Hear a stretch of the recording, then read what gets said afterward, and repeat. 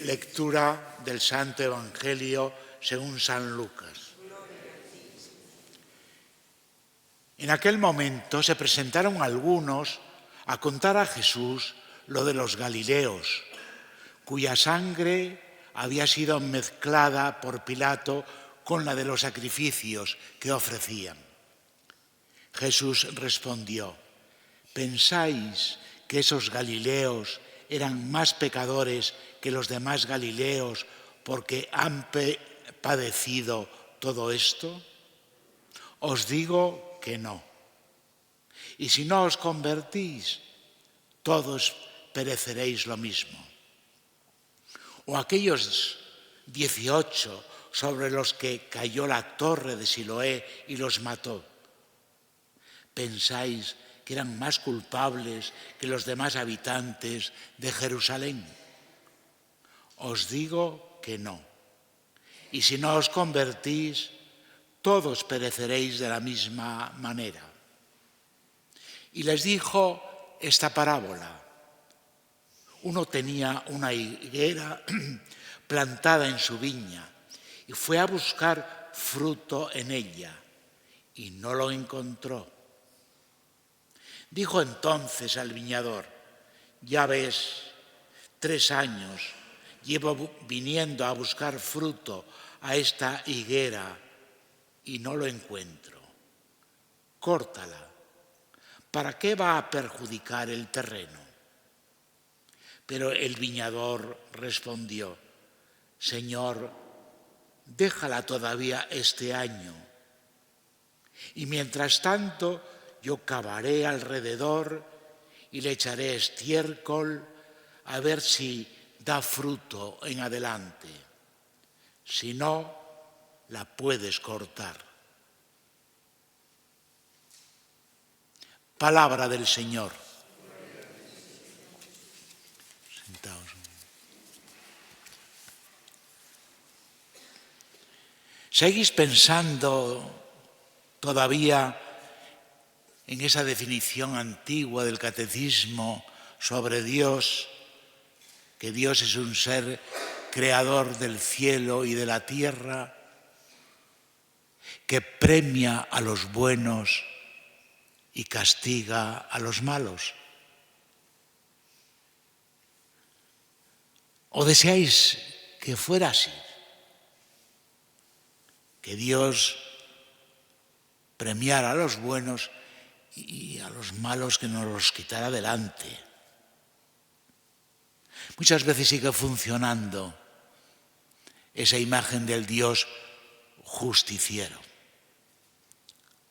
La realidad es que el Dios de la Biblia, sabéis que es el Dios que hace salir el sol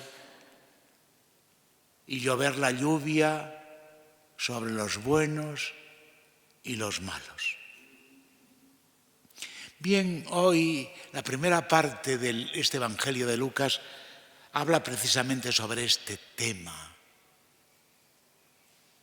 Y lo hace con 2 sucesos de la vida, para que veáis. Sabéis, lo dije alguna vez y lo recuerdo, que el Evangelio de Lucas está descrito como un viaje de Galilea a Jerusalén, donde allí va a suceder la última etapa de Jesús, de la pasión, muerte y resurrección del Señor. Es un viaje, ¿no? Bien, pues estamos a la mitad de ese viaje y vienen algunos del templo y se encuentran con Jesús, vienen consternados, porque en el templo Pilato asesinó a unos cuantos galileos y no solamente los asesinó, sino que mezcló su sangre con la sangre de los sacrificios del templo, lo cual para ellos era blasfemo y monstruoso.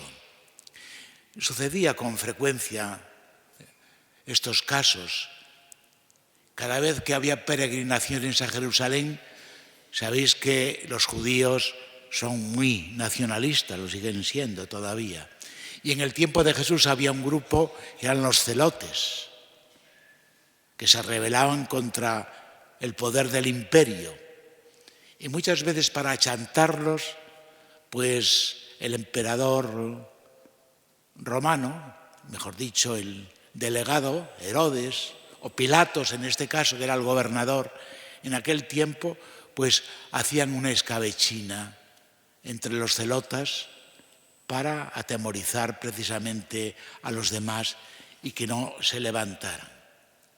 Bien, y le preguntan a Jesús, ¿cómo Dios puede permitir esto? Si en el templo han ido precisamente a ofrecer sus ofrendas y encima su sangre mezclada nada menos con la sangre de los sacrificios. ¿Cómo Dios puede permitir esto? ¿Cómo Dios no envía un castigo que fulmine precisamente a este Pilato? Y Jesús les contesta con otro suceso que acababa también de acontecer. Una de las torres de la muralla, la que está cerca de la piscina de Siloé, se había derrumbado y había cogido debajo y causado la muerte a 18 ciudadanos de Jerusalén. Y también Jesús les dice, ¿cómo Dios permite eso? Son más pecadores esos que han muerto en el templo asesinados por Pilato, o los que han muerto por el derribo de la torre de Siloé, que los demás. Funciona la dinámica castigo, pecado, castigo, pecado, castigo. Y muchas veces pensamos que Dios es ese que anda repartiendo también pues enfermedades y desgracias por el mundo, y no es así. Nos viene bien la primera lectura de hoy, que es una lectura que conocemos. De vez en cuando conviene repasar la historia del Antiguo Testamento, que es una historia realmente aleccionadora, la historia de la vida también. Los grandes conocedores de la Biblia dicen que si se leyese y se tuviese más en cuenta esta historia de la Biblia donde Dios ha hablado por esos acontecimientos, tendríamos otra manera de vivir y tendríamos otra manera de dirigir el mundo.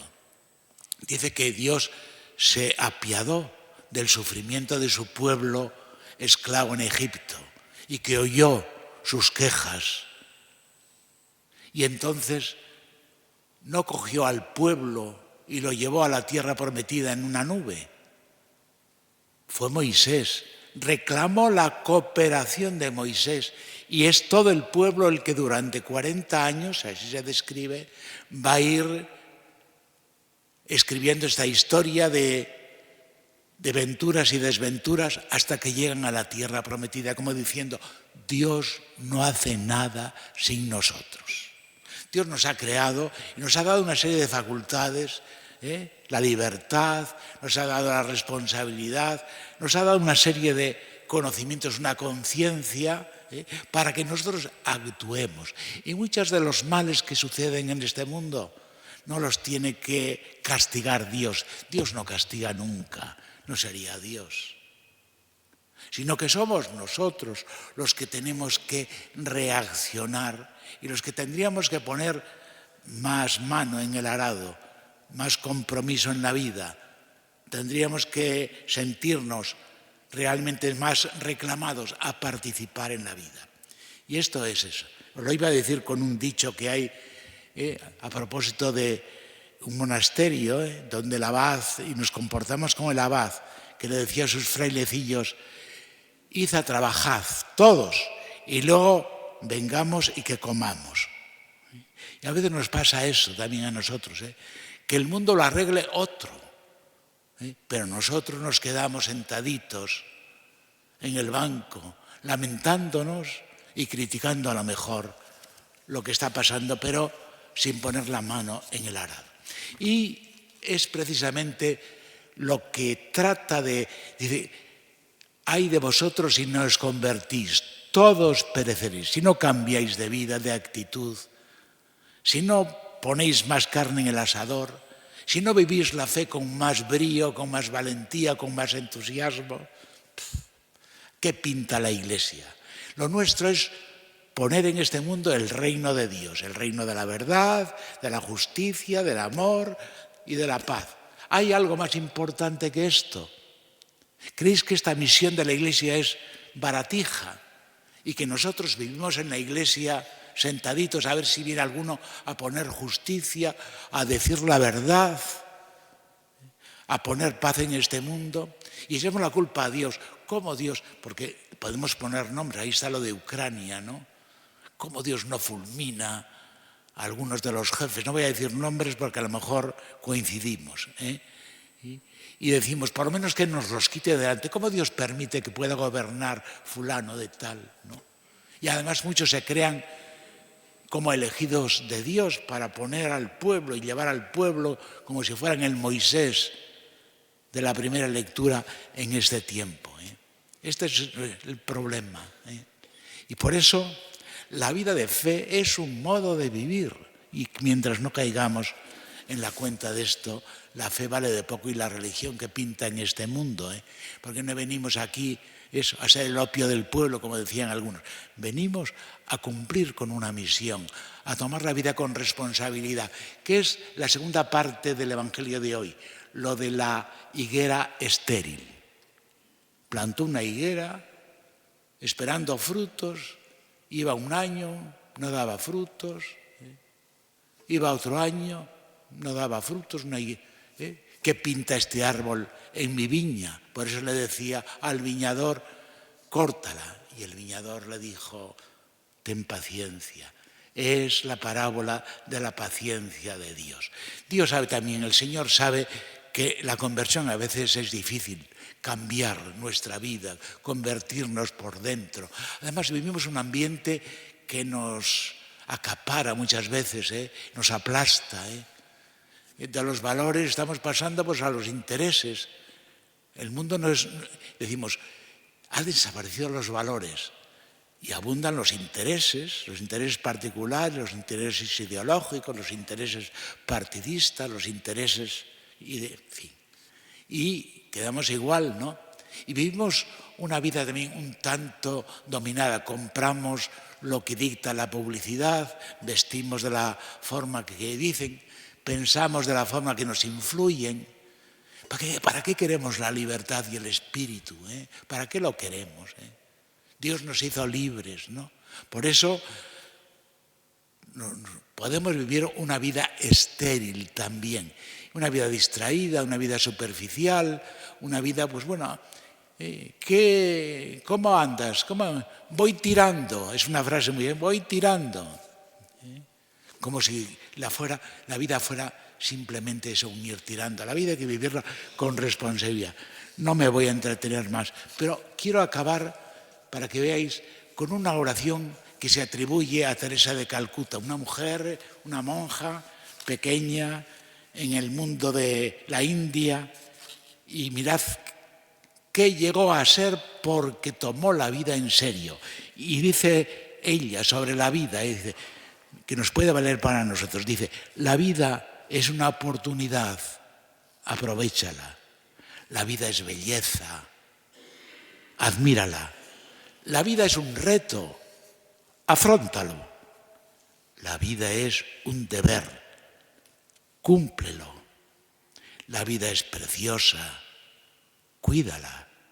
La vida es amor, gózalo. La vida es misterio, desvélalo. La vida es un combate, acéptalo. La vida tiene mucho de aventura, arróstrala. La vida es felicidad, merécela. La vida es la vida, un don de Dios, defiéndelo.